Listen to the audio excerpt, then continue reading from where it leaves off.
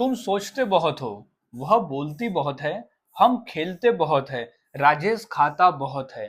So welcome back to my English class guys. और आज की इस क्लास में मैं इस तरह के कॉमन वाक्यों की इंग्लिश आपको सिखाने वाला हूं और इतनी आसानी से सीखेंगे कि इस क्लास को करने के बाद से हर किसी के लिए इस तरह के कॉमन वाक्य को इंग्लिश में बोलना आसान हो जाएगा। तो यहाँ कॉमन क्या है? यहाँ कॉमन है कि करता है वो किसी कार्य को, करता बहुत है, करता किसी कार्य को बहुत करता है। तो ऐसे ही वाक्य को हम आसानी से सीखेंगे। और हाँ गाइज, मैंने ऐसे ही 300 इंग्लिश सेंटेंस फॉर्मूला भी तैयार किया है जिसके आधार पर आप आसानी से ऐसे 300 वाक्यों की इंग्लिश बनाकर बोल सकते हो फॉर्मूले के माध्यम से और सीख सकते हो रोजाना की इंग्लिश। हर एग्जाम्पल के साथ यानी हर फॉर्मूला के साथ में आपको एग्जाम्पल के साथ में समझाया गया है। तो आप इसे 150 में इस नंबर पे कांटेक्ट करके खरीद सकते हो। सो गाइज, अब देख लेते हैं कि इस तरह के वाक्य को इंग्लिश में कैसे बनाते हैं और किस तरह से बोलते हैं। तो सबसे पहले हमें समझ लेना होगा फॉर्मूले को कि वो कौन सा फॉर्मूला है जिसके आधार पर हम वाक्य को बनाकर बोलते हैं।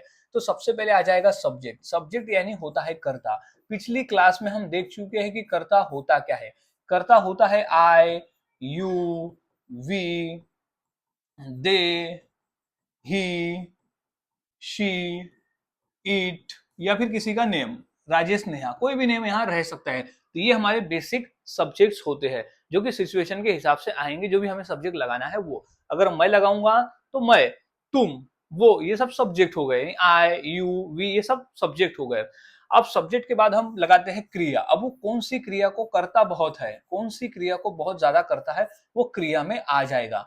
अब यहाँ सोचने वाली बात ये है, यानी याद में रखने वाली बात ये है कि सब्जेक्ट के अनुसार हम V1 को लगाते हैं। किसी सब्जेक्ट में जब हम बोलते हैं तो हम वर्ब को एस, ई एस और आई एस लगाते हैं। जब हमारा सब्जेक्ट रहता है ही, शी, इट और किसी का नेम, तो हम वर्ब के साथ में एस, ई एस और आई एस का प्रयोग हम करते हैं। अब प्लस ऑब्जेक्ट बचा हुआ भाग, फिर आखिरी में लिखना है अलॉट। अलॉट का ही मतलब होता है बहुत है, अलॉट यानी बहुत है। तो अलॉट जो है वो कॉमन रहेगा, हर इंग्लिश के वाक्य में आगे कॉमन में रहने वाला है। तो हमारा कंप्लीट फॉर्मूला है subject plus V1 plus object plus a lot, a lot. अब हमने फॉर्मूला समझ लिया। अब हम फॉर्मूले के आधार पर वाक्य को इंग्लिश में बनाना सीखते हैं। तो सबसे पहला वाक्य है तुम सोचते बहुत हो। तुम सोचते बहुत यानी सोचने का काम तुम करते बहुत हो। तो इसकी इंग्लिश क्या हो जाएगी? तुम के लिए हम लिखते हैं यू, तुम के लिए लिखते हैं यू।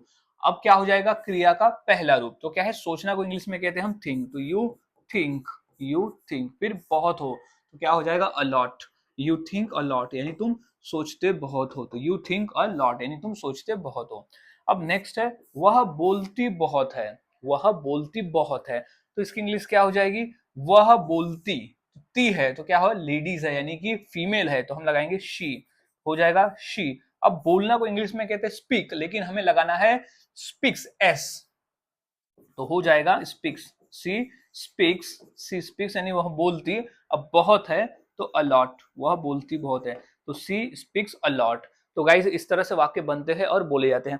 और वाक्य देख लेते हैं, जैसे हम खेलते बहुत है, तो हम की इंग्लिश क्या होगी? सब्जेक्ट हो जाएगा वी, वी। अब खेलना तो प्ले, तो वी प्ले, वी प्ले बहुत है तो अलॉट, वी प्ले अलॉट यानी हम खेलते बहुत है। अगर हमें कहना है हम क्रिकेट बहुत खेलते हैं तो वी प्ले क्रिकेट अलॉट। इस तरह से वाक्य बनते हैं। नेक्स्ट है राजेश खाता बहुत है, तो इंग्लिश क्या हो जाएगी? सब्जेक्ट में आ जाएगा सबसे पहले राजेश, राजेश। अब खाना को इंग्लिश में कहते हैं ईट, लेकिन हमें लगाना है एस, तो eats, Rajesh eats, Rajesh eats a lot यानी बहुत, अलॉट यानी बहुत। तो इस तरह से वाक्य बनाए जाते हैं और बोले जाते हैं। काफी आसान है, फॉर्मूले को याद में रखें और प्रैक्टिस करें। अब नेक्स्ट है कि नेहा नाचती बहुत है। नेहा नाचती बहुत है तो सब्जेक्ट में क्या आ जाएगा? सबसे पहले नेहा, तो सबसे पहले हमें नेहा लिख देंगे। फिर नाचना को इंग्लिश में कहते हैं डांस, लेकिन यहाँ आ जाएगा डांसेस, ईएस लगेगा डांस में। Neha dances a lot, Neha dances a lot यानी नेहा नाचती बहुत है। नेक्स्ट है मैं सोता बहुत हूँ। मैं सोता बहुत हूँ तो क्या हो जाएगा? आई स्लीप, आई स्लीप, मैं सोता हूँ बहुत, तो अलॉट, आई स्लीप अलॉट यानी मैं सोता बहुत हूँ, तो आई स्लीप अलॉट। तो गाइज इस तरह से वाक्य बनाए जाते हैं और बोले जाते हैं। बहुत आसान है, फॉर्मूले को याद में रखें और प्रैक्टिस करें। सारा खेल यहाँ प्रैक्टिस का है। जितनी ज्यादा प्रैक्टिस करोगे उतना ही आसानी से वाक्य बनाने आ जाएंगे।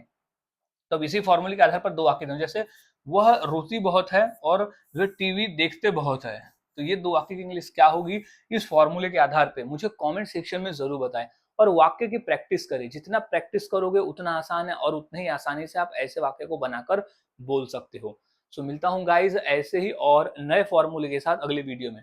तब तक के लिए चैनल के साथ बने रहे, वीडियोस को देखते रहे और इसी तरह से सीखते रहे।